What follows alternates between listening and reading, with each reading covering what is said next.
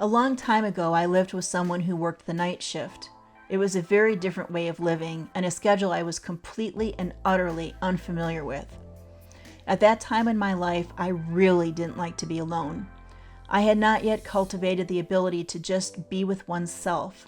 Quite frankly, it scared me. I'd never slept in an empty home before. Someone had always been, at maximum, within shouting distance at night, and I'd never had to entertain myself during the evenings. I won't say I was young, but I was most definitely immature about this type of experience.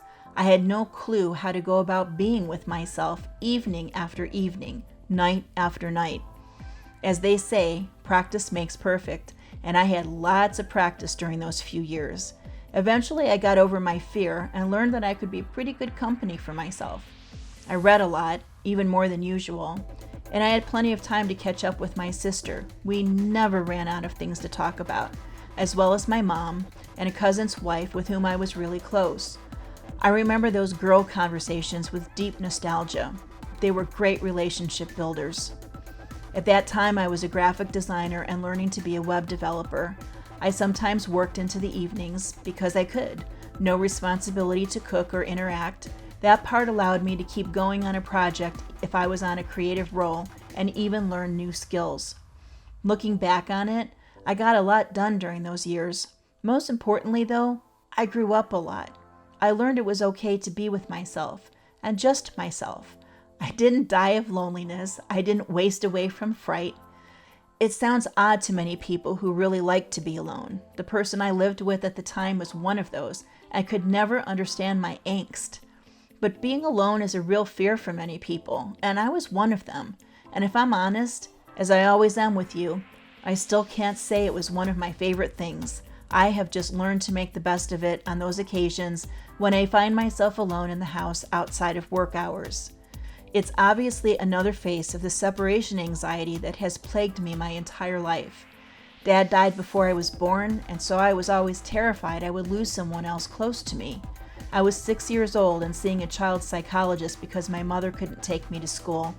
I'd have a meltdown every time when she would walk away from me and leave me there. The scars still remain and raise their ugly head in new and interesting and wholly unpleasant ways. But, as I've always said, I learned. I learned to entertain myself, and that while being alone was not preferable to me, I could cope. One way I coped was to treat myself once a month or so. My favorite treat was ordering a pizza just for myself. I'd never ever dreamed of doing such a thing.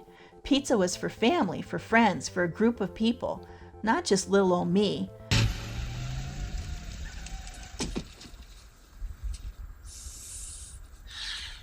A lovely cheese pizza just for me. I thought myself so daring at the time. My first outing was strange and exciting.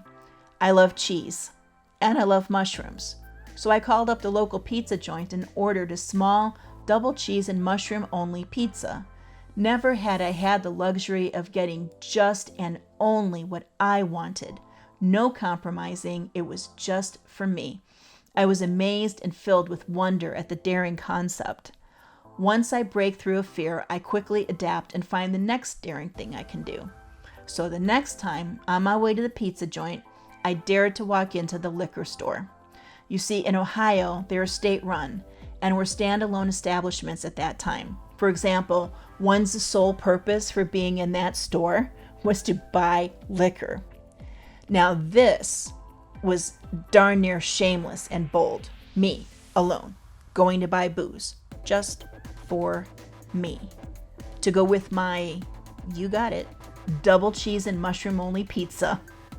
I love gin and tonics, and so my treat would be to buy the smallest bottle of Tanqueray they had. I usually had to ask for the one behind the counter because those are too small for them to put out on the shelves. I'd buy some tonic water and a lime if they had it, and off I would go to claim my little pizza. Those evenings, in a lot of ways, were magical to me. I'd watch a chick flick in my jammies, eat my pizza, and have a cocktail or two. Who knew it could be like this? It became a way to nurture myself and reward myself for weeks of hard work and accomplishments. I learned I could be alone, with myself, and actually enjoy it. I learned I could reward myself and that I didn't necessarily need for someone else to do it. Fears are meant to be vanquished. It's a rite of passage, and everyone deserves to experience it. To use a pitifully overused word, it's totally empowering and a great ego boost. You are capable of things you cannot even fathom right now. You may not know it, but I do. Whatever your story, your background, you can do wondrous and amazing things. Some of them may seem simple to others, and some may seem heroic. Either way, if they are a way for you to conquer and move forward, that is all that matters. What are your fears? Pick the worst one. Decide how you can get on the other side of it, so to speak.